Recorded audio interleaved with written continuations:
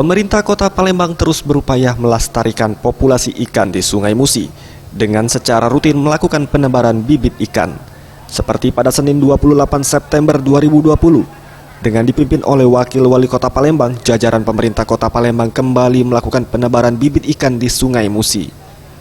Usai kegiatan, Wakil Wali Kota Palembang Fitrianti Agustinda menyampaikan, dalam kegiatan penebaran bibit ikan yang dilakukan bersama komunitas nelayan ini, setidaknya menebar sebanyak 7.000 bibit ikan tembakang. Penebaran bibit ikan ini sendiri merupakan kegiatan rutin yang dilakukan setiap bulan, dengan harapan ke depan dapat menambah jumlah ikan di Sungai Musi yang saat ini kian berkurang.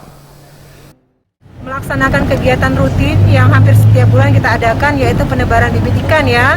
Dan alhamdulillah hari ini ada sekitar 7.000 ikan tembakang yang sudah kita sebarkan. Dan mudah-mudahan nantinya saya berharap akan semakin bervariasi. Mana Pak Tanaka? Ia menambahkan diharapkan dengan kegiatan penebaran bibit ikan ini dapat memotivasi komunitas-komunitas yang ada di Palembang agar dapat ikut melakukan kegiatan pelestarian ikan khas Sungai Musi, agar ke depan ikan asli Sungai Musi tidak punah. Tim Liputan Sriwijaya TV.